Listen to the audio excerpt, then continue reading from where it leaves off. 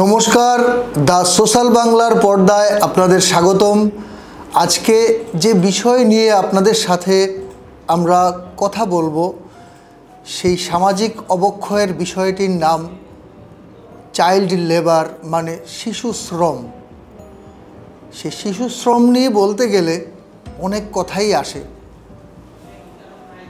বিশেষভাবে আমরা কি বলি, কিসের জন্য, কি থেকে সেই শিশু শ্রমের সৃষ্টি?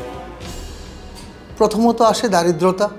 দারিদ্রতার জন্যই মা বাবা ছেলে মেয়েদের পাঠায় শ্রমিক হিসেবে, তাদের শিক্ষা ব্যবস্থা লঙ্ঘিত করে। তো একটা শিশুর শিক্ষা ব্যবস্থা যখন লঙ্ঘিত হয় সাথে সাথে তার মানবাধিকারও। তো সেই বিষয় নিয়েই আমাদের আজকে আলোচনার বিষয় থাকবে আপনাদের সাথে।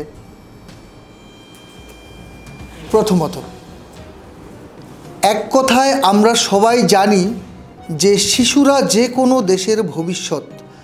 আর শৈশবকাল এমন একটা সময় যে সময়ে প্রত্যেক মানুষের বেস তৈরি হয়। এক কথায় শৈশবকাল যে কোনো মানুষের ফাউন্ডেশন টাইম।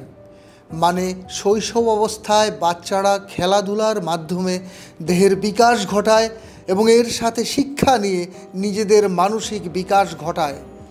এভাবে একটা শিশু সশক্ত হয়ে যে কোনো শোষণ থেকে নিজেকে বাঁচিয়ে ভবিষ্যতে দেশের তথা নিজের উন্নতিকল্পে নিজের অবদান রাখে এবং দেশের নাম উজ্জ্বল করতে বড় হয়ে ভূমিকা রাখে।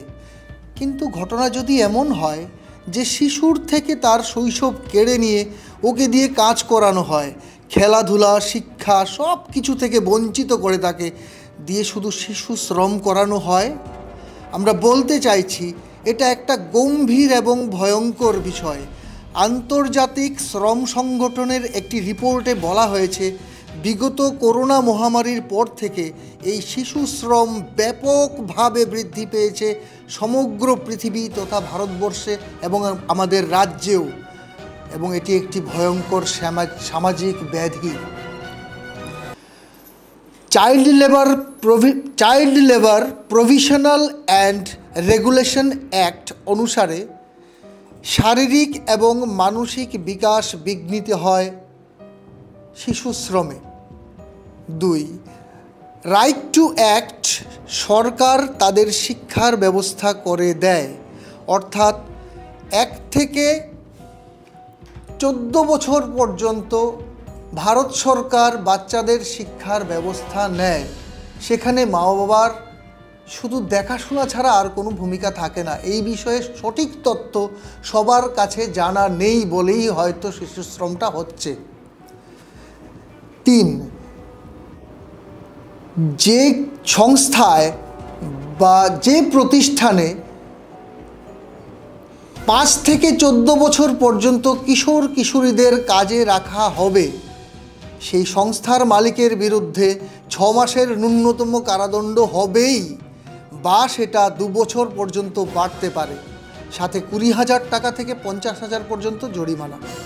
4, 14 থেকে 18 বছর পর্যন্ত বয়সের ছেলে মেয়েদের কাজে রাখা যেতে পারে, তবে ক্ষতিকারক বা রিস্কি কাজে রাখা যাবে না। যেরকম ধরুন গুটখা প্রতিষ্ঠান, নেশা জাতীয় দ্রব্য সামগ্রী প্রতিষ্ঠান, ইট বাটখারা প্রতিষ্ঠান, এ সমস্ত কাজে এদের রাখা যাবে না। 5, পারিবারিক কোনো ব্যবসা থাকলে সেখানে সে স্বেচ্ছায় কাজ করতে পারে, তবে অবশ্যই তার শিক্ষা মানে এডুকেশন ঠিক রেখে। এখানেও ক্ষতিকারক বা রিস্কি ব্যবসা হলে তাকে নেওয়া যাবে না। 14 থেকে 18 বছরের শ্রম নিয়োগের ব্যাপারে কিছু শর্ত সরকার বেঁধে দিয়েছে। 1, সপ্তাহে 7 দিন কাজ করানো যাবে না এদের, 1 দিন ছুটি অবশ্যই দিতে হবে।